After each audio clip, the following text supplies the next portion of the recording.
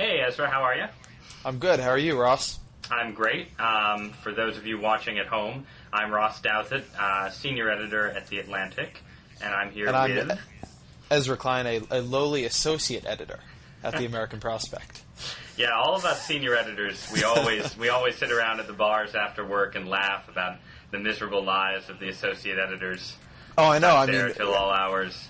as you know full well, we associate editors are outside the bars in the cold, looking in the window, envying. No, you, I senior remember. I editors, remember so, those yeah. days well, Ezra. I do, and I feel for you. Just not enough to, open the doors and let you in. No, I hear that. So, speaking of cruel and unfeeling, and all the rest of it, I guess we should probably just start by talking about horse race politics, where Sure. the narrative, the story of the moment, there'll probably be a different story soon enough, but the story of the moment is John McCain's running the most disgraceful campaign in American history, possibly. Maybe in world history? Global, planetary, universal history, I think, is where we're at, basically.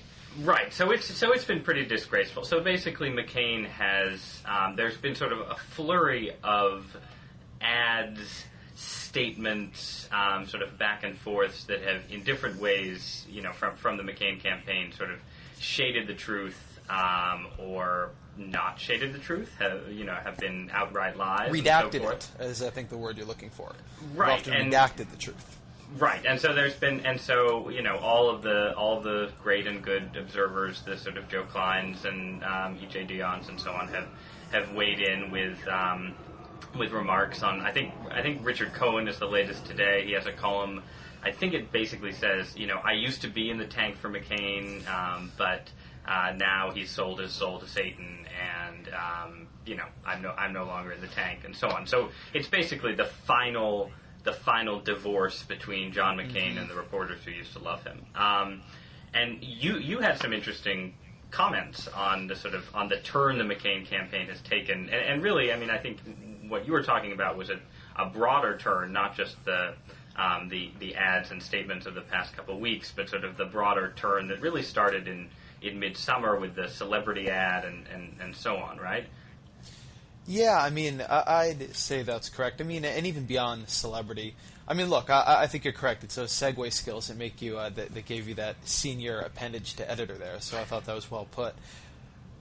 But the campaign really has become disgraceful. I mean, we can argue whether or not, in the 1800s, when the founding fathers were calling one another slave lovers, whether that was better or worse. But I don't really possibly McCain. Worse. Possibly, arguably. I don't really blame John McCain. I mean, I do.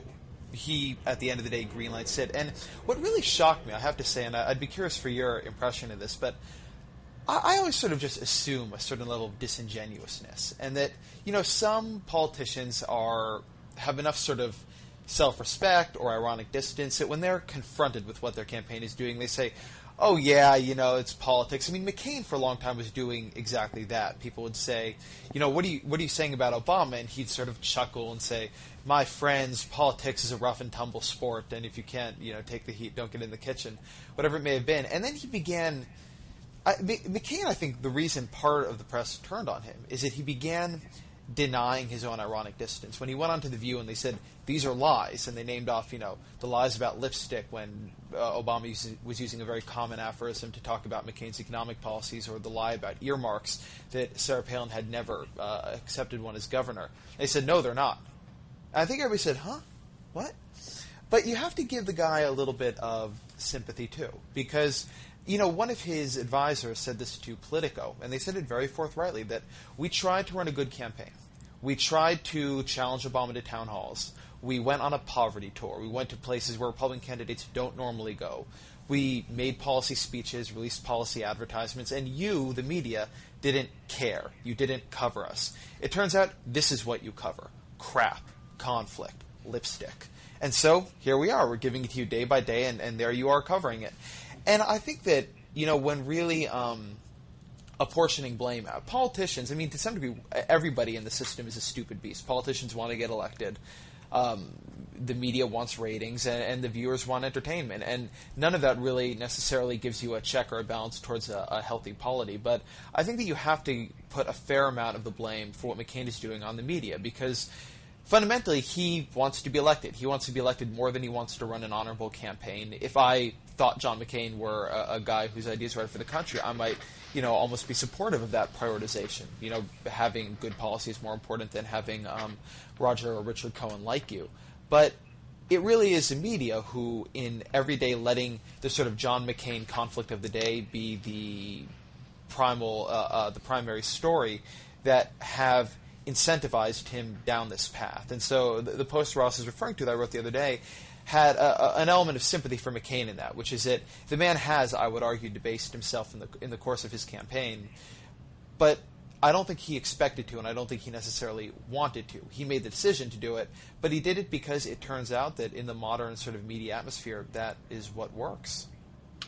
All right. Well, let me say something in defense then of the media, and then I'll say something. You senior editors are so in bought defense off of the John McCain. Well, we have to circle the wagons here. I mean, sure. No, I think there's real. Well, first of all, I think there's real truth to what you're saying. I think there's no question that the media thrives on conflict and controversy and scandal and outrage and fake outrage and all the rest of it. And I think, we can get into the broader Sarah Palin phenomenon later in the conversation, but I think you only have to look at, the 3 days or 2 days following the revelation that Sarah Palin's daughter was pregnant out of wedlock to see the same phenomenon in action, where, maybe as a conservative first and a press critic second, it's hard for me to say. I thought a lot of the media coverage of Bristol Palin's pregnancy was deplorable. But then if you go on, the front of the New York Times and you look at their most emailed stories that day, sure enough, these stories about Bristol Palin that ran on the front page were all the most emailed stories. So there is a sense in which, the media is a commercial beast. It's a stupid commercial beast, but it responds to sort of immediate fluctuations in what people are interested in reading about. People are interested in reading about conflict and scandal and so on. And I think you can certainly make the argument that there isn't enough energy in the media focused on sort of pushing back against that impulse. That being said, I think if you look back at what McCain was doing earlier in the campaign, it was very process-oriented in the sense that, McCain set out, he said, I'm going to run a different kind of campaign, and the way this campaign is going to be different is we're going to have lots of town halls, and, the way this campaign is going to be different is I'm the Republican candidate, but I'm going to go to, poverty-stricken areas in the Deep South that will never vote Republican in my lifetime, and so on.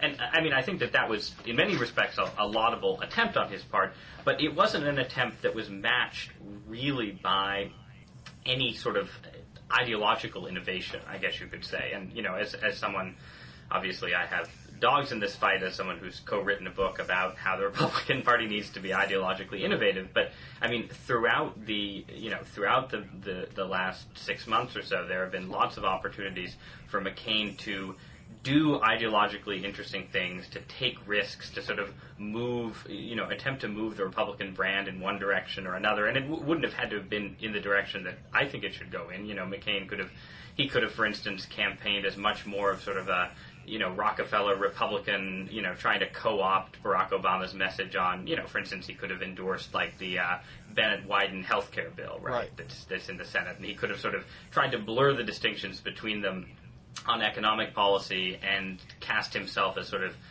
run on his experience theme and cast himself as a candidate of national unity and so on and so forth. Or he could have done something that I think would be, really true to his ideological roots to the extent he has them, and run sort of a Perot-style campaign on the deficit and fiscal austerity and entitlement reform and so on and so forth. There were lots of things he could have done, basically. Lots of different directions he could have gone on, and in fact, he's run a very ideologically cautious campaign. I think if you contrast it with the campaign that George Bush ran in 2000 and the campaign that Bill Clinton ran in 1992, both of them, like McCain, were candidates running at a time when their party needed some ideological innovation, and they provided it. McCain's party needs ideological innovation. He hasn't provided it, and I think, to some extent, some of the press sort of ignoring his gestures towards a different campaign reflected that fact that, like, yeah, he wanted to have lots more town halls, but he wasn't offering anything, any new ideas, I guess, to use the parlance that everybody uses. So I suppose so that's sort of the small bore defense of the press I'd offer. And then the defense of John McCain, is just a sort of, I think I probably have a kind of baseline cynicism about this kind of thing that a lot of people don't share, but I think a lot of the stuff McCain has done in the last couple of weeks, especially ranging from I think the ad that really turned the media against him was the ad on Barack Obama and sex ed in schools, and then you had Sarah Palin claiming to have said thanks but no thanks, the bridge to nowhere, when really she said thanks, and then much later she said no thanks, but maybe we'll spend the money on something else. I think that even up to and including the lipstick on a pig controversy, if you watch, I don't think Barack Obama meant to describe Sarah Palin as a pig. I think that you're right. It's a normal aphorism and so on. I think if you go and watch footage of that address and the crowd's reaction to those comments coming, a week after the Sarah Palin's most memorable line in her speech involved lipstick on a pit bull, and you watch the crowd's reaction to that line, I think the crowd thought Barack Obama was talking about Sarah Palin at that moment. And I guess my broader point is, I think a lot of these things, I think there's been a bunch of them all together, but I think almost all of them fall pretty well within the normal range of sort of,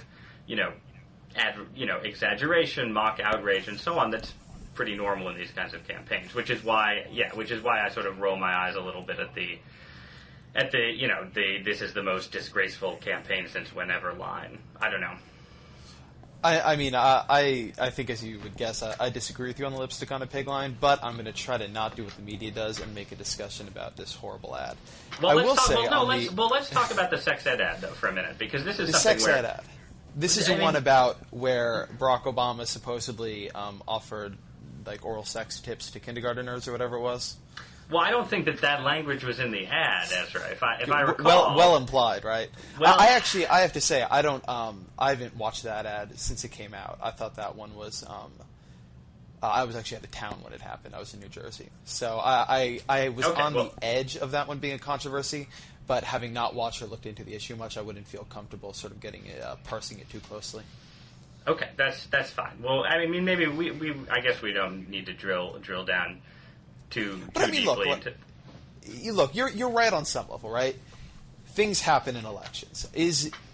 I think what's been sort of going on here too, and I think you got to give this some credit as well, is that I don't think anything happening this year touches the vileness of the Swift Boat Veterans for Truth thing against John Kerry. I think that was a much more fundamental attack against a man's honor and did much more to smear a central fact of his life than anything happening now. What I think you are seeing is a dual reaction to what people consider to be lies and exaggerations, or maybe a triple reaction, a tri-reaction. Lies and exaggerations, but then a sort of relentless trivialization of what this election is about. I think that, one was it Huffington Post today had, financial crisis, the end of lipstick. And I think there was really a feeling that when we got to that point, when we were talking about kindergarten sex ed and common sort of sayings, that something really happened where the media spiraling attention to conflict had drawn out the campaigns to such a point that they weren't even talking about anything recognizable anymore. The controversies had become extremely abstract. Very, very, very old bills, and how do you parse the language in the sex ed right. And as you're saying, did the crowd think that? I don't know what the crowd thought about lipstick on a pig. I think it's extremely hard to imagine Barack Obama saying to himself, "Well, look, what I'm going to do today." On this we can agree. Lipstick, okay. That issue is not the kind of issue on which this election should be decided. To that extent, I completely agree. Like, all of these things are, they're trivial issues. I think when people talk about McCain running a bit of a disgraceful campaign, they're not just saying that he is the meanest candidate to ever live, that he is the most vile or obscene or perverse. I think what a lot of people are saying is that John McCain is a guy who, and I'm sure there are criticisms you can make of Barack Obama, but I guess we're talking about McCain for the moment. I think that a lot of the anger at McCain is that he's a guy who has been very relentless about his belief that part of the reason he should be president is that he's got this really grave understanding of the threats we face as a nation. He's a much more somber politician than most actually are.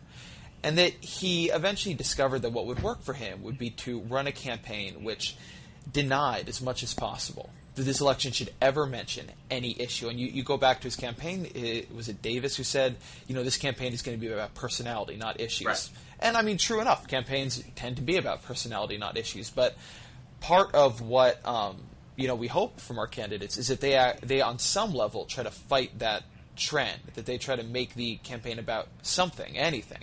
And I don't think, by the way, that Obama's done a good job at this. I think to him the campaign is about issues, but he's done an extremely terrible job at communicating issues to the American public. And I think in that way he's been a bit of an embarrassment. And then I think that this isn't either of their, this isn't why anybody's attacking them, but I think that one thing you say here is extremely true, that one of the reasons that there is such space in the political atmosphere for trivialization is that there is no substantive narrative that has come out, and in part that's because both candidates, not just McCain, it may be that Republicans are more in need of shake-up than Democrats, but both candidates have been extremely ideologically cautious. And whether or not the media would actually report a sort of war of single-payer health care versus an even more free-market alternative than McCain is offering is, I think, an open question. But it really isn't that the two campaigns have given the media anything to really say on policy, because one thing that does happen when you offer a lot of very garden variety policies is people don't really believe that you're offering what you're offering. I think this is particularly true with McCain, who'll be facing a Democratic Senate. Right. Everybody knows he's not going to get any of the domestic policies he is looking at through, and so I think the press sort of felt that he didn't care, just sort of put out whatever he thought the base would not rebel against, and so he was able to say it in issue section on his website, and from there didn't even take any of that seriously again. And I think to some degree Obama comes in for a little bit less because he would be with probably an ideologically compatible Congress, but a bit of that too, that a lot of the policies seem so standard issue that they almost seem like they were just checking box after box after box. And because he doesn't speak about very much of this with much passion, I think people aren't quite sure whether or not to believe that his health care plan has anything really to do with him. So, I think there's an element of that, too. Yeah, I mean, I think it's interesting because one thing that's happened, I think lots of people assumed, I certainly assumed that, that Iraq would be, maybe not the defining issue of the campaign. I think it was clear it was going to be a much more domestic-focused campaign than 2004, but certainly that the conflict between the two candidates over Iraq would be one of the defining issues of the fall campaign. And national security broadly. Right. Well, and one of the interesting things that's happened is that on Iraq, obviously they're still sort of trading barbs back and forth, and McCain claims that Obama has a risky cut and run plan, and Obama claims that McCain wants to stay till forever, and so on and so forth. But basically, the both sides' policies have converged because of events on the ground to a greater extent than I think anyone expected a year ago. And then the same thing has sort of followed in other foreign policy arenas. So, Barack Obama, months ago was arguing that we needed to go into Pakistan, and, Republicans attacked him for saying this, and it was irresponsible and so on, and that could have been a point of contention. But now the Bush administration is going into Pakistan, so, right. Republicans aren't going to attack Obama on that front. Or again, you could see in the sort of Russia-Georgia conflict the potential for a real debate between the Democrats and the Republicans on what our policy should be in Russia's near abroad.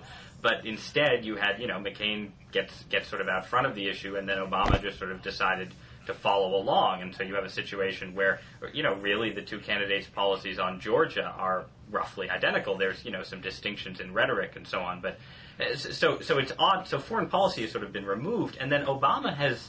I mean, I've been sort of surprised by the Obama campaign. I feel like they were sort of seduced a little bit by the plausible notion that, a lot of their problems in pulling away from John McCain immediately after the primaries and the polls were just driven by the fact that, Obama was not Obama needed to get to where the generic Democrat brand was, right? That the generic Democrat was running way ahead of the generic Republican.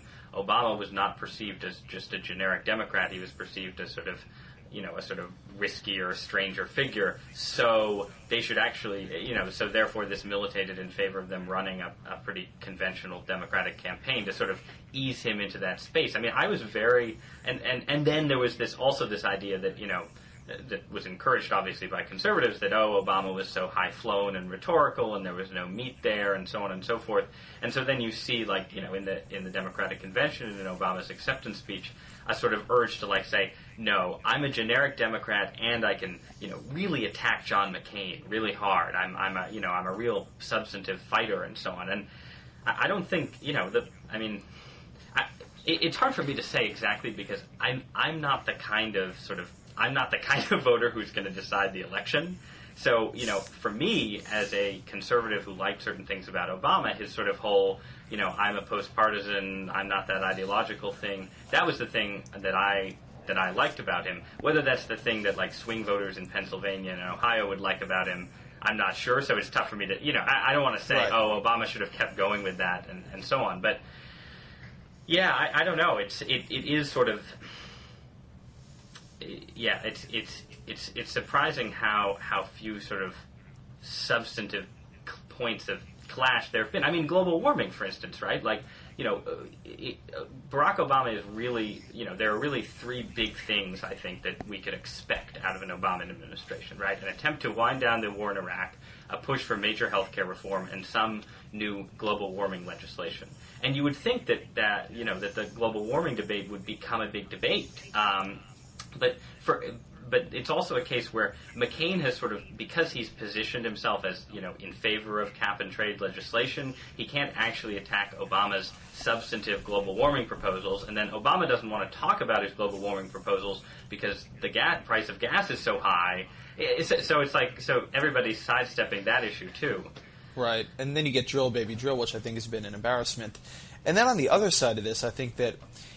I think both. Well. Sorry, I didn't mean to. I mean, drill, baby, drill is. I mean, you and I probably have a different take on the matter, but drill, baby, drill was an effective. It was the first politically effective domestic policy line that the McCain campaign came up with, and I think it was effective because there was. Of course it's not a long-term solution to America's, broader energy needs and so on, but it also has a sort of commonsensical element to it that I think is missing, frankly, from a lot of Democratic rhetoric on the subject of the future of America's energy policy. I mean, I think drill, baby, drill, it lacks realism, but then so does, Al Gore's big speech about how we're going to, cut our. I don't want to misquote Al Gore, but do something implausible within 10 years if we just have a little more command and control economics. But, well, I mean, I think you can. You have a different take on that speech. I think I might. We can bracket Al Gore and just say that it may be implausible, but what he's saying, if you could marshal the resources to do it, would actually be a fix for the issue at hand.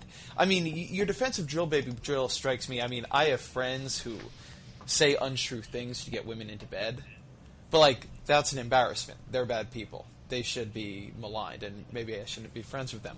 And that's sort of how I feel about drill, baby, drill. I agree. It was an extremely effective political line, and it did a very good job of adding an element of common sense into the debate, and it just did that at the expense of the honesty of the debate. And, I couldn't help thinking, and, this will make me come off as a bit of a self-righteous prig, I think, but imagine that global warming is basically as bad as a sort of middle ground estimate, right? You don't have to go quite to the doomsday scenario, but that it's a real problem, and that sure enough, as I sort of expect will happen, we don't do anything about it in time. Don't even come near it. I don't think our society has the ability to do short-term sacrifice at that level for such long-term gain. I wonder when they look back in 40 or 50 years and they see this campaign where we knew, I mean, it's really the first campaign where we can say that the public knows about global warming. They may not get all the science, but they know what it is. They know it's something in theory we should be stopping. And that drill, baby, drill, I think, will look to them like a type of mania. like an absolutely irresponsible moment in which society, to the great detriment of a countlessly large number of people, got sort of just gripped up in its own, its passions and its emotions. And I mean, I think it'll be, with time, an incredible embarrassment, and the sort of thing that, like, when, whatever, Bushland is written by a future Rick Perlstein some days, like one of those vignettes where people, like, email to their friends and are like, I can't believe this was happening in our country. Thank God that can never happen today. And so I read you wrote a blog post saying that. Right, I wrote a blog post. Right, yeah. That's the thing about blogging heads. We're really just talking out. And we're just regurgitating our own stale talking points. As Ezra Klein said long ago. I actually think this is a good point for one of those made for Blogging Heads TV's gimmicks, where I will bet you $50 right now that in 50 years, and we can work the interest rates out and so on. So it's up to. Well, I mean, maybe the global economy will have collapsed under the weight of global warming. If you're right, in 50 years. I will bet you, and hopefully we'll both be alive to collect, that in the year 2058 we will not in fact look back on this as some kind of mania akin to a sort of Easter Islanders chopping down their last trees in order to All right. create piñatas. So that's the bet. I'll take that bet. And someday when we're doing corneal heads or whatever we do with the holographic. Well, by then, right, it'll only be our heads. We'll be just sort of floating. we'll just be. It'll in the really jar, be like blogging heads. Sure. Yeah. I think that's so correct. One other point I want to make, just off of Drill Baby Drill, that sure. Just from your earlier point on the ways in which the policy narratives went, is that I think that the VP picks ended up being misleading enough that nobody had a handle on the race for a little while. Obama picked Joe Biden, and I thought, oh great, he picked Joe Biden. We're going to have a real national security debate now. And then Joe Biden became John Edwards, which I found surprising. I mean, I think he's effective at it, in some ways more effective than Edwards was, because he doesn't have sort of the problems with projecting authenticity. But it really wasn't what I thought was being conveyed by the choice of Biden. And then with McCain, I really figured there was going to be one of two things to come out of that vice presidential pick. Either he would be trying to set up a debate about experience. It would be McCain and Tom Ridge, Joe Lieberman, Kay Bailey, whoever, an experienced sort of graybeard type. It doesn't need to be the pro-choicers I mentioned. That didn't happen. And then the other possibility, I had actually predicted a Lieberman pick, because he did seem to me to have to wipe the board clean a little bit. And it would be sort of we're the real post-partisan uniters. We're the real bipartisan maverick types. And then Palin became a conversation about, for better or for worse, Sarah Palin. And I think that ended up being extremely weird and frankly disruptive for the race, because there was this sort of period of a couple weeks after the conventions where you could have imagined a lot of conversations happening, and maybe it just would have been more bullshit, frankly. But I don't think what anybody was expecting was a conversation over, well, how big is Alaska really? How big is Wasilla, really? How much experience is being the mayor of a 9,000-person town worth? I mean, what does it say if your child is pregnant at 17? Like, it ended up being an extremely strange digression, and one that I think the race is only now sort of recovering its balance and focus on the two main candidates from. Yeah. And so I think part of what happened was just a sort of very, very weird. I mean, the Sarah. if it was a CD, it'd be called the Sarah Palin interlude, right in the middle.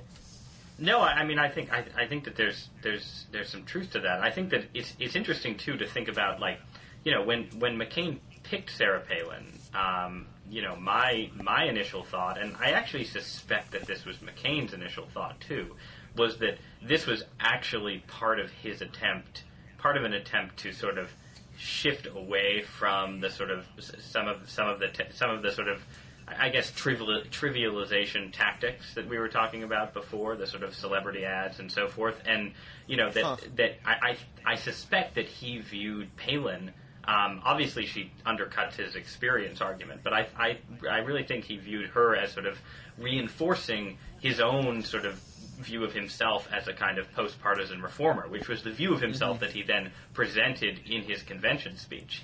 I mean, I have to say that this was actually sort of educational for me in terms of sort of, I guess you could just say, the enduring potency of the American culture wars, because I looked at Sarah Palin before she was picked as sort of a promising Republican politician who, whose most promising feature was her sort of not too ideological quality, that she was admittedly in a relatively short period in statewide office, an effective politician who had been extremely pragmatic, who had simultaneously taken on the Republican machine in Alaska, but had also sort of, not governed, she'd governed sort of from the center. Her signature policy achievements were, a new tax system for the oil companies in Alaska that raised their taxes, and that she was someone basically who was sort of represented a more flexible face for a Republican Party that needed greater flexibility. And I'm pro-life. She checked the pro-life box. I think, as a pro-lifer, I was excited to see a pro-life woman on the national stage and so on. Mm-hmm. But it didn't really occur to me that, Sarah Palin, as mother of 5 with Down syndrome child who attends evangelical church and hunts moose and so on, would be the only thing about Sarah Palin that people would want to talk about. And obviously having her daughter turn out to be pregnant out of wedlock made a big difference in, I think, making the, sort of culture war aspects of it the dominant narrative for a while. But I read a lot of people have said that, the pick of Palin was this sort of savvy choice by McCain to sort of turn this into a culture war election and so on. And maybe it was. But my suspicion that it was a pick by McCain that he really believed the whole sort of real reformer thing that's become the substance of his his non-attack ads. His non-attack ads now are all about how they're the original Mavericks and they're the real reformers, and that was what he liked about Palin and so on. So it's just been interesting to see how it's played out. I always got the feeling that Palin. I think a lot of that is correct. I always got the feeling that Palin was also a 11th hour compromise, that McCain had his decisions, Lieberman or Ridge, and that other people wanted Romney or someone of that ilk, and Palin was someone that they thought the social conservatives could live with, but also sort of fulfilled McCain's priority of having someone who amplified the better narratives, his own better angels. I agree, by the way. The culture war aspect of this has been off-putting, would be a very mild way to describe it. It's funny because I read your blog, of course. It's one of the internet's finest blogs, and I always, you've spoken very passionately about Palin, and you were very upset about the coverage in the first few days. And I felt exactly the opposite. I watched this happening, and I thought I didn't really know many liberals who were terribly interested in her kid. But what I did sort of hear coming out of the convention and so forth was this odd howl of authenticity that came out. This people seem to have a sense of recognition, conservatives at least at the Republican convention and since it, that Sarah Palin was one of them, not one of the elites. And the degree to which that roared forth was, I thought, extremely unsettling. There was an undercurrent of, if not violence, and then a genuine, almost issueless hatred. I understood when the culture wars were about abortion or gay marriage. I come down where I come down, but they were actually things people could argue about. But watching Mitt Romney on that stage talking about the Eastern elite, when he said, I know where jobs, I know what makes jobs come and makes them go. Mitt Romney ran Bain Capital. He made them come and he made them go. And watching Giuliani talk about cosmopolitans. You're right, the culture war roared forth, but, and it may just be that we're on different ends of the divide, so we saw it a little bit differently. But what really struck me about it was that there was a decision made fairly quickly that her actual experience in office was not going to get them the narrative they wanted. Fair enough. What can you do about that? They picked somebody with no experience in office. But so what they were going to do was move extremely rapidly to a full frontal attack against, half the country. Just simply half the country. People who lived in cities. People who lived in liberal-leaning suburbs. People who lived... And it was, I thought, extremely discomforting. I thought that Sarah Palin actually was an extremely appealing politician, and McCain picked her too early, that she'd be great in a couple of years when her profile had been raised up enough that she would have had to be engaged with national issues for a period of time. But what did come out of her pick, I thought, was fairly disconcerting. And it was a culture wars in a much purer way than I think you got them in 04 or 02 or 2000 or even 96 when you had them quite strongly. I mean, there at least there was a relevant issue that people were gathered around. Here it was a relevant person. It was a culture war around a person, and I found that to be much sharper than anything we'd seen before, or at least seen in some time. No, I completely agree, except that, as you might expect, I guess I just disagree about who fired first. It's sort of it's like Greedo in the Star Wars cantina, and whether, does Han Solo shoot or does he shoot in reply? I mean, I was at the convention and I saw the same sort of primal identification with Sarah Palin that you saw, but I think in large part, that to the extent there was a decision on the part of the McCain campaign, and then, to the extent that the conservative base bonded with her, sort of on this intensely personal level. I mean, I think it was driven in large part by, I wouldn't even say it was sort of liberals in the sense that I actually think the sort of wave of like left-wing anti-Sarah Palin vitriol, the stuff you get in like Salon.com where people are saying, she's a hypocrite because she had an amniocentesis, or she's not even a woman, and all that stuff actually I think came later. What you got sort of instantly was, I think, an elite reaction that was sort of driven by the revelations about her daughter's pregnancy. And these kinds of things are unprovable, which comes first, the chicken or the egg. But I was watching the wall-to-wall cable news coverage of Sarah Palin and her family in the 2 days leading up to her speech, and it seemed to me that and again, I'm an elite who criticizes the elite. Like, there's obviously an element of sort of strangeness about my saying, well, I could understand what those folks out in the hinterland were feeling, right? But I think I could understand what those folks out in the hinterland were feeling when, the first thing, Mort Kondracki on, Mr. sort of, I'm a centrist, moderate, Washington establishmentarian. The first thing he says is, well, this shows that, she needs to rethink her support for abstinence-only sex education. And, Sarah Palin doesn't even support abstinence-only sex education. And there were just these endless sort of cascading moments like that, I thought, that played out on national TV, where you did sort of get to see what, not like partisan Democrats even, but what sort of members of, to the extent there's sort of a media Mandarin class, what members of that class think about, people who name their kids Track.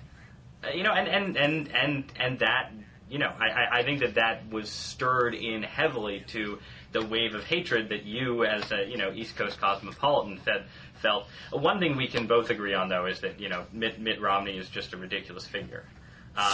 And Mitt Romney is, did you see, he has now, of course, come out and attacked John McCain for the dishonesty of his advertisements. This clip that's going around is from the primary. Oh, it is. Oh man, see, yeah. Well, you're one step ahead of me. All right.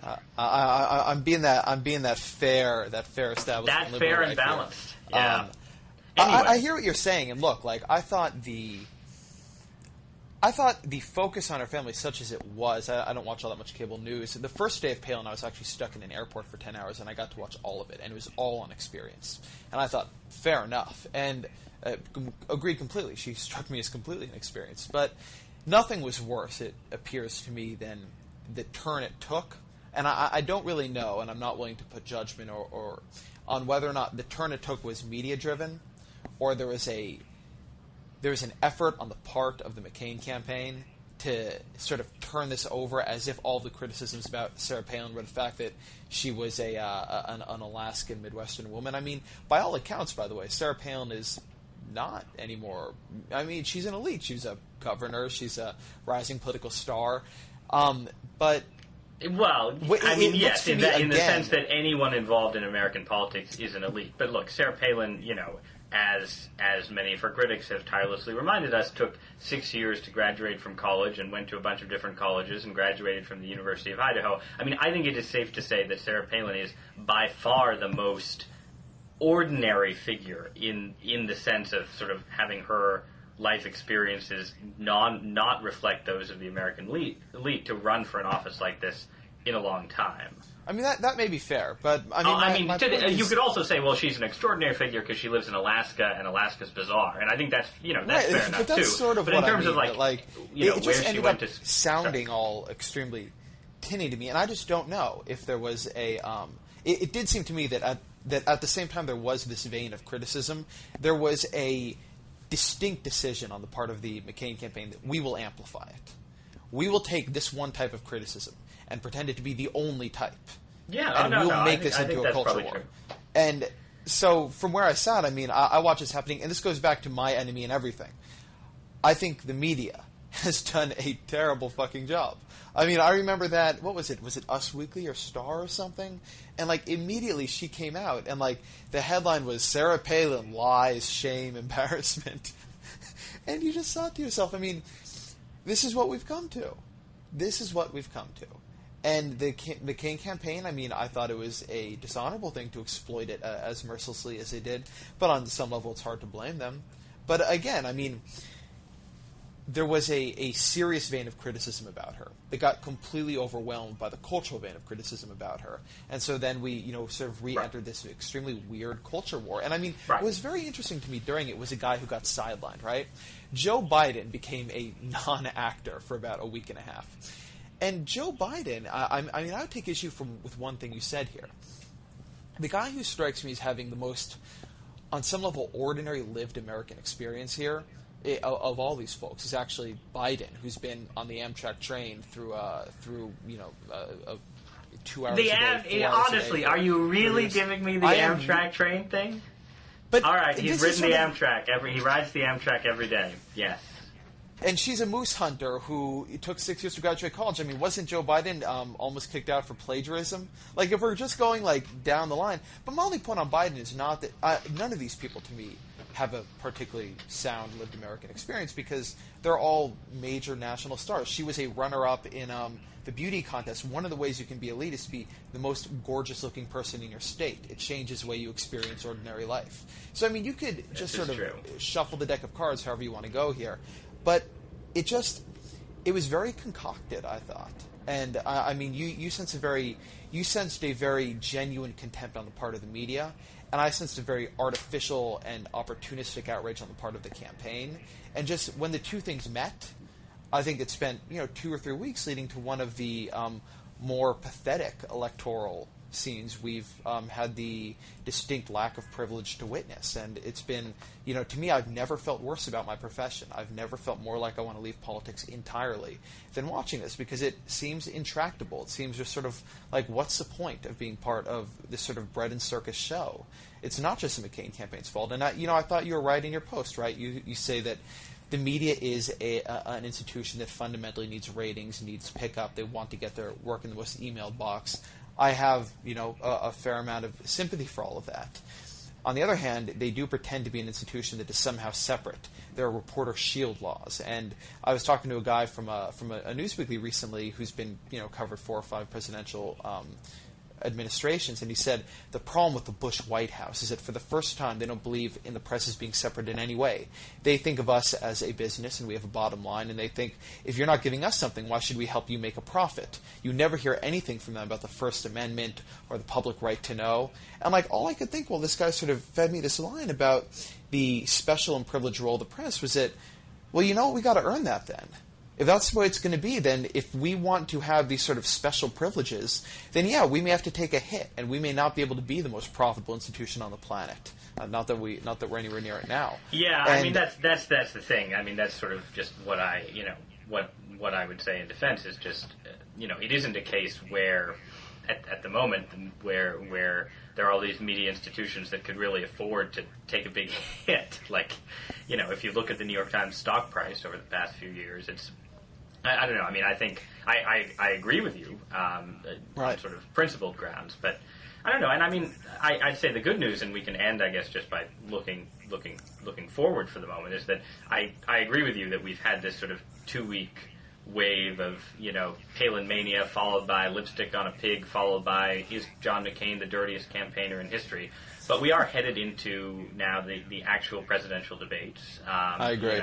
Sarah Palin gave her first big interview to Charlie Gibson. She's going to give an interview with Katie Couric next week. I think the interview with Gibson was actually a pretty good interview on his part. I had some problems with the way it was edited and some of the things they cut out, but generally I think they captured the fact that, she seems unready for the vice presidency, and either she will, either her readiness will improve dramatically over the course of her interview and then her debate with Joe Biden, or else, I think the debate will circle back, and already is circling back to her experience and qualifications, which is probably where it should be. And then, McCain and Obama will actually go head-to-head, and I think it's possible that we'll look back on this, this period the way we look back on, I feel like every campaign has sort of periods of, absurd controversies and so on, and I'm not totally convinced, and I'm probably in a minority here, and it's, it's obviously self-serving for me as a conservative to say, but, I don't actually think, the Swift Boat Vets for Truth were the deciding factor in the 2004 election. I think that, a lot of these things don't have the impact that they seem to have in the moment. And, that being said, voters are... Lots of other, even more trivial things like the weather affect how people vote. So I'm just saying, I'm saying there are so many trivialities that affect it. We shouldn't worry about specific ones. But this is just my Republican, smokescreen and so on. Well, look, 04 was very close, and Swift Boat veterans probably had enough. They may have done enough to flip, but so did 10 other things. And, on some level, Kerry should have also run a better campaign.